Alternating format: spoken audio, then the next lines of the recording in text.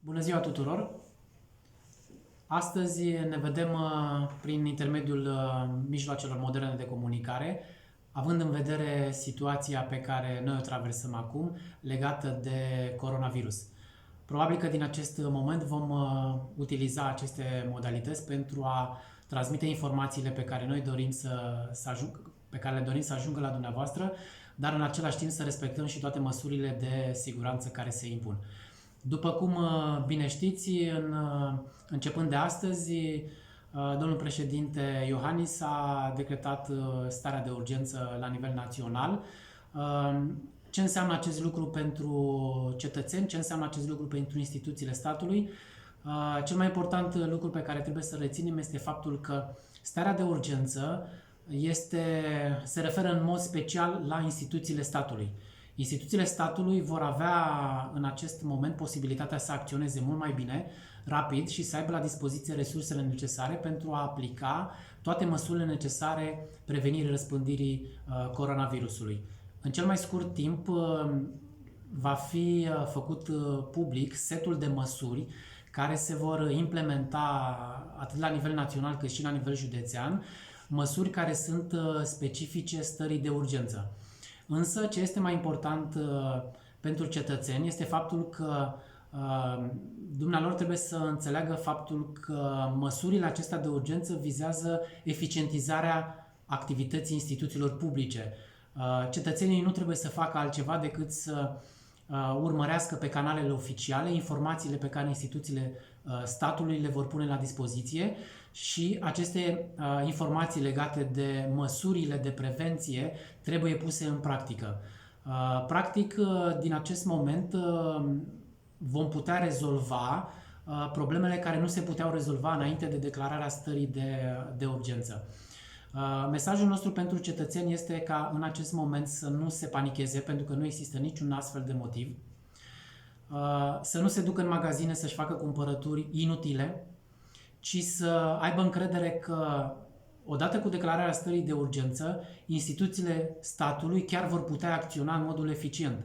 Nu există în acest moment niciun fel de risc, niciun fel de pericol legat de lipsa existenței alimentelor de bază sau altor servicii de care cetățenii au nevoie.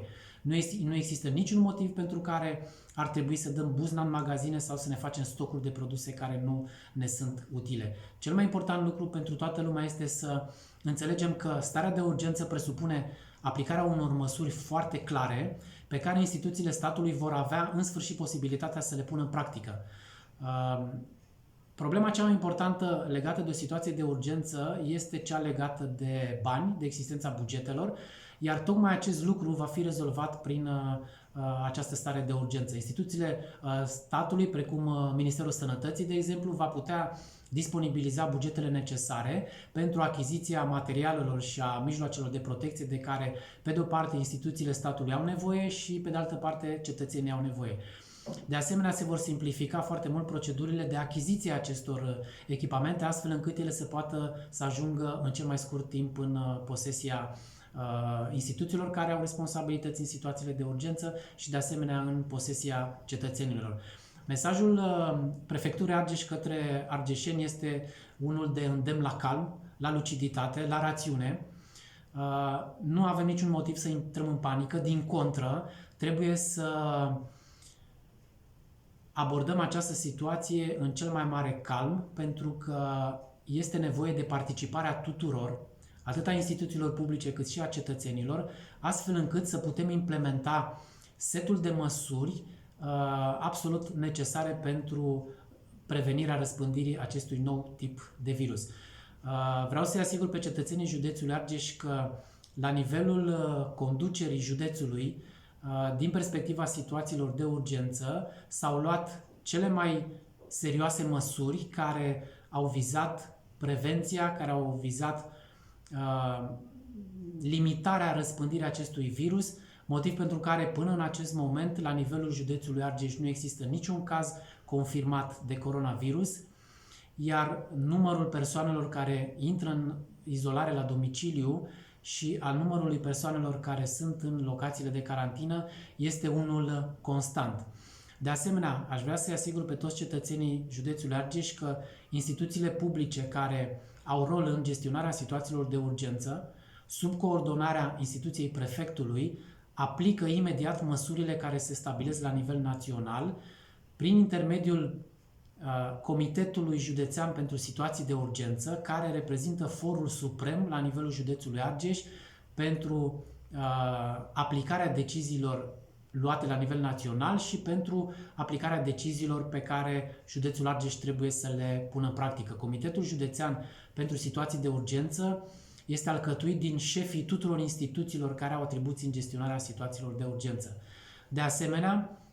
Centrul Județean pentru Situații de Urgență acționează prin intermediul Comitetului Local pentru Coordonarea intervenției. Acesta este un grup operativ care s-a activat deja, care funcționează non-stop și care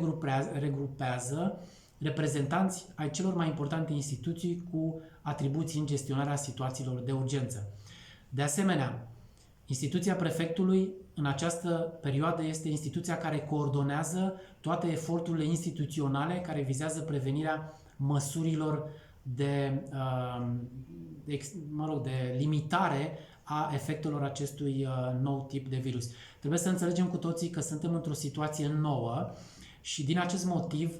măsurile pe care trebuie să le luăm pot să fie la un moment dat nepopulare sau pot să fie greu de înțeles. Însă,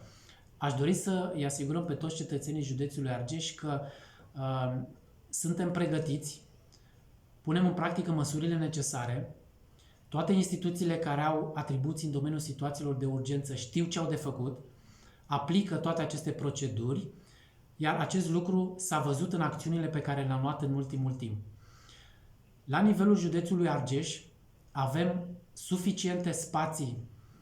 destinate introducerii în carantină a persoanelor care vin din străinătate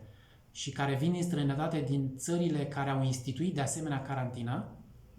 Și în ultima perioadă, chiar în ultimul weekend, la nivelul județului Argeș, aproape am dublat capacitatea de cazare pentru persoanele care trebuie să intre în carantină. De asemenea, la nivelul județului Argeș avem un număr constant, uneori crește, alteori scade, în funcție de perioada în care au intrat în izolare la domiciliu.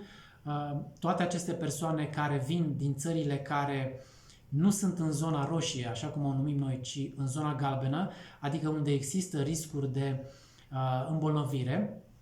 intră în izolare la domiciliu. Toate aceste persoane sunt în supravegherea Direcției de Sănătate, care îi monitorizează zilnic, iar toate modificările în starea de sănătate a acestor persoane, dacă intervin, sunt comunicate și se iau măsurile necesare. După cum bine știți, în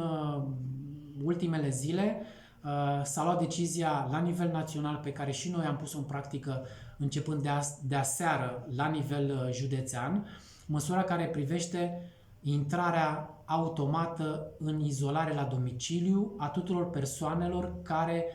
vin în România din țări în care s-au confirmat cel puțin 500 de cazuri. Aceasta este o măsură mai nouă, astfel încât toate persoanele care vin din aceste țări unde s-au confirmat peste 500 de cazuri intră în mod obligatoriu în izolare la domiciliu timp de 14 zile. De altfel, cum bine știți, la nivelul țării, în gestionarea problematicii coronavirus, sunt două situații pe care noi le gestionăm în modul cel mai serios. Persoanele care vin în România din țările care au declarat carantină intră obligatoriu în carantină în România. Acum câteva zile s-a luat decizia de a sprijini județele de graniță care primeau aceste persoane care trebuiau să intre în carantină, iar din acest moment persoanele vor fi distribuite la nivelul județelor în toată țara în funcție de județul de reședință. Acesta este și motivul pentru care de câteva zile și în județul Argeș avem persoane care sunt în situația de carantină. Noi ne pregătim pentru orice eventualitate, dacă va fi nevoie să cazăm persoane în aceste locații de carantină, o vom face, suntem pregătiți, iar capacitatea județului de a primi argeșeni care să stea în aceste centre este din ce în ce mai mare și depunem eforturi ca în fiecare zi să creștem această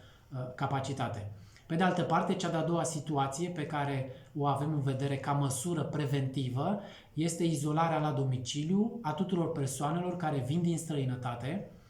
și care vin din țările unde s-au semnalat până în acest moment cel puțin 500 de cazuri. Acesta este motivul pentru care am vrea să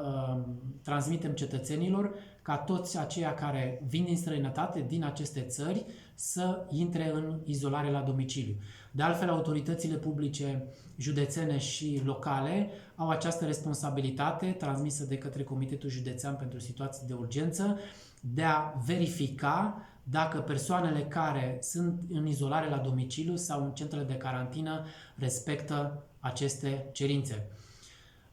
Mesajul pe care noi vrem să-l transmitem de la nivelul instituției prefectului este că toate persoanele care sunt în situația de a rămâne izolate la domiciliu pentru 14 zile și persoanele care sunt în centrele de carantină de asemenea,